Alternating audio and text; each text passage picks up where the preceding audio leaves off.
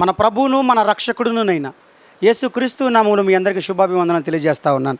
ద్వితీయోపదేశ కాండము 4వ అధ్యాయంలో 9వ వచనం చూసినట్లయితే, అయితే నీవు జాగ్రత్త పడుము, నీవు కన్నులారా చూచిన వాటిని మరువక ఉండునట్లును, అవి నీ జీవిత కాలమంతయు నీ హృదయంలో నుండి తొలగిపోకున్నట్లును నీ మనసును బహుజాగ్రత్తగా కాపాడుకొనుము.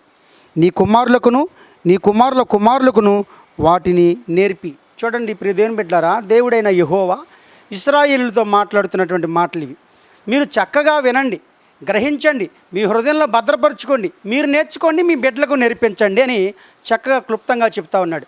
ఈ రోజున మనం కూడా సంఘాలకు వెళుతున్నటువంటి మనము ఏం వాక్యం వింటున్నామో అది ఖచ్చితంగా గేటు బయటకు వచ్చిన తర్వాత మర్చిపోతూ ఉన్నాం.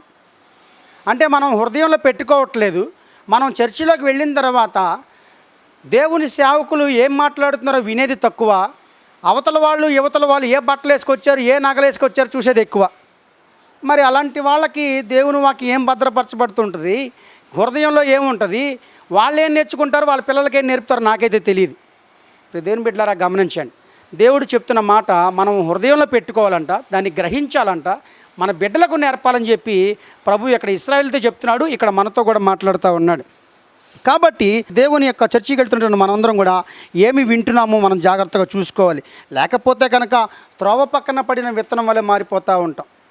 విత్తబడినటువంటి వాక్యమును అపవాది వచ్చి ఎత్తుకెళ్ళిపోతాడు, నీకేమీ కూడా నేర్చుకోవు. ఆ దినం మన చర్చికి వెళ్ళావా అని చెప్పి ఎవరైనా అడిగితే వెళ్ళామండి అని చెప్పండి. ఒకవేళ నేనైతే కనుక చర్చికి వెళ్ళావని నేను అడగను. చర్చికి వెళ్ళినటువంటి నీవు ఏం వాక్యం విన్నావు, ఏం సరి చేసుకోవడానికి ప్లాన్ చేసావు అని చెప్పి అడగాలి.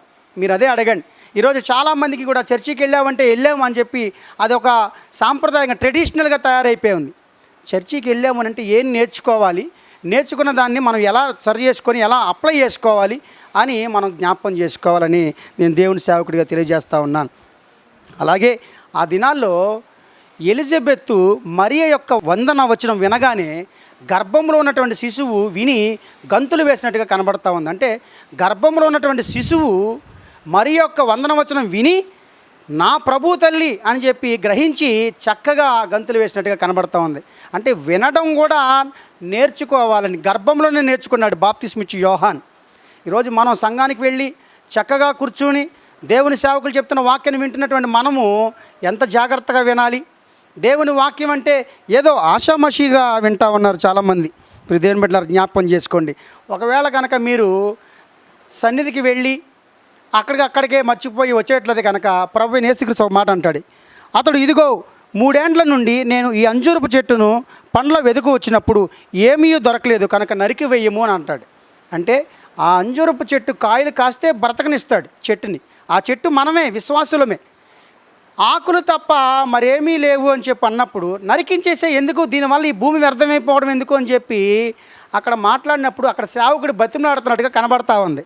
సేవకుడు బ్రతిమలాడుతున్నాడు, అయ్యా ఈ సంవత్సరం కూడా ఉంచయ్యా, చక్కగా నేను చేయాల్సిందంతా చేస్తాను, ఫలిస్తాడు, ప్రతి వారం వస్తున్నాడు, కొన్ని సంవత్సరాలుగా వస్తున్నాడు, ఈ సంవత్సరం కూడా ఉండనిద్దామయ్యా, ఫలిస్తాడయ్యా అని చెప్పి అన్నప్పుడు సేవకుని మాట కాదనలేక సరే అని చెప్పి అన్నాడు. ఈరోజు ప్రియ దేవుని బిడ్డలారా, సంఘాల్లోకి వచ్చేటువంటి విశ్వాసులందరినీ కూడా గమనించి చూస్తే సేవకులందరికీ కూడా కొంత అవగాహన ఉంటుంది.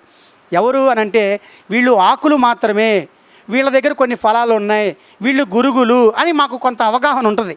కానీ ప్రభువైన యేసుక్రీస్తు వారు చెప్పిన ప్రకారంగా మేమేంటంటే సేవకులుగా పోనీ అని చెప్పి వాళ్ళే నేర్చుకుంటారని చెప్పి వదిలేస్తూ ఉంటాం. కాబట్టి ప్రియ దేవుని బిడ్డలారా, మీరు జ్ఞాపకం చేసుకొని ఫలించే కొమ్మగా ఉండాలనేదే దేవుడు ఇక్కడ కోరుకుంటా ఉన్నాడు. అలాగే చాలామంది సేవకులు బ్రతిమలాడుతూ ఉన్నారు దేవుడిని, దేవా వాళ్ళందరినీ కూడా సరిచేయనైనా, వాళ్ళందరినీ కూడా నడిపించినైనా, వాళ్ళు ఫలించాలనైనా అని చెప్పి. కాబట్టి ప్రియ దేవుని బిడ్డలారా, మనం దేవుని సన్నిధికి వెళ్తున్న మనము వాక్యమును వినాలి, గ్రహించాలి, నేర్చుకోవాలి, మన బిడ్డలకు నేర్పాలి. మనం నేర్చుకోకపోతే మన బ్రతుకులో మార్పు రాకపోతే మన బిడ్డలు మనల్ని చూసి ఇంకా వాళ్ళు ఏమీ నేర్చుకోరు.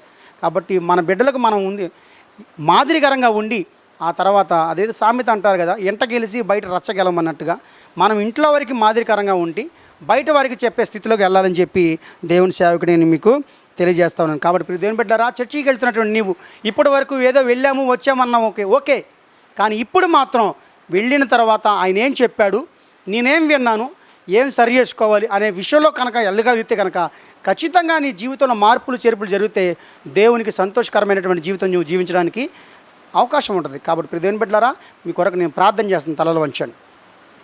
స్తోత్రములు తండ్రి, పరిశుద్ధుడైన మా ప్రభువానికి వందనాలు, స్తోత్రాలు.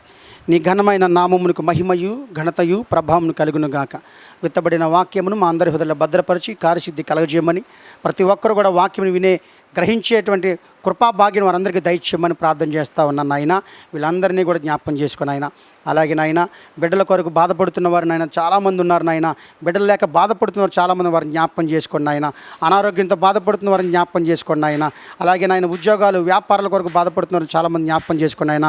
ఈ బిడ్డలందరి యొక్క చేతున్న పనులంట్లో వ్యాపారాలతో నడిపించమని, వారందరికీ క్షేమంగా దయచేయమని, వారు వెళుతున్న ప్రయాణాలతో నడిపించమని, వీళ్ళందరినీ కూడా జ్ఞాపకం ఆర్థికంగా ఆరోగ్యంగా ఆత్మీయంగా అన్ని విషయాలు కూడా దీవించమని, వారందరి కుటుంబాన్ని మీ చేతులకు అప్పగించుకుంటూ మహిమ ఘనత ప్రభావాన్ని మీరే పొందమని మా ప్రభువును మా రక్షకుడును నైనా యేసుక్రీస్తు నామమున ప్రార్థించి వేడుకుంటున్నాము తండ్రి.